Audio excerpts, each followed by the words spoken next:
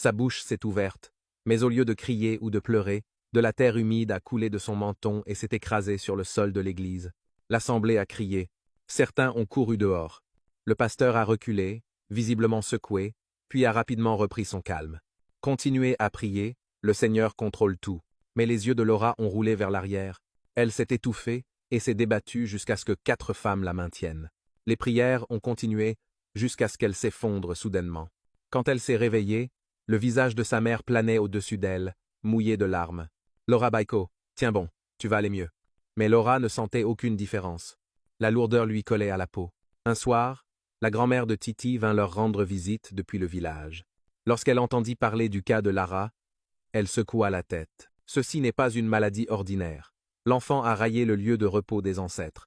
La terre n'oublie jamais une telle insulte, mais le repentir peut encore les sauver. Elle leur dit de ramener Laura au cimetière. Laura résista d'abord, tremblant comme une enfant.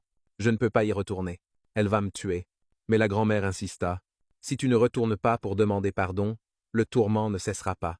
Cette nuit-là, vers 11h30, ses amis et ses parents l'emmenèrent au vieux cimetière. L'air était froid, la lune assez brillante pour éclairer leur chemin. Les jambes de Lila tremblaient alors qu'ils approchaient de la pierre tombale fissurée. La grand-mère lui demanda de s'agenouiller. Avec des larmes coulant sur son visage, Laura posa ses mains sur la terre. « Maman, je sens.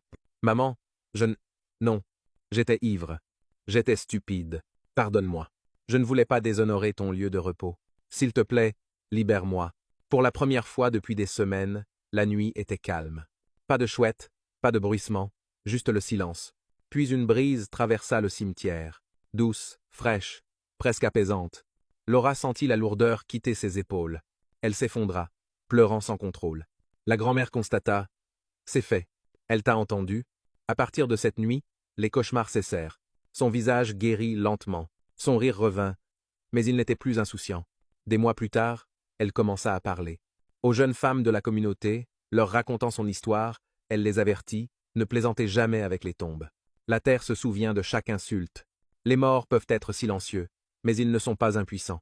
Ne déshonorez jamais le lieu de repos de ceux qui nous ont précédés. Et surtout, ne confondez jamais l'insouciance avec la liberté, car certaines erreurs ne vous coûtent pas seulement votre fierté, elles vous coûtent votre paix. L'avertissement se répandit dans la ville de Butuan comme une traînée de poudre. Même ceux qui se moquaient autrefois de la tradition commencèrent à réfléchir à 2 fois avant de traverser le cimetière la nuit. L'histoire de Laura devint un rappel vivant que respecter les morts est aussi une façon de protéger les vivants. Un soir,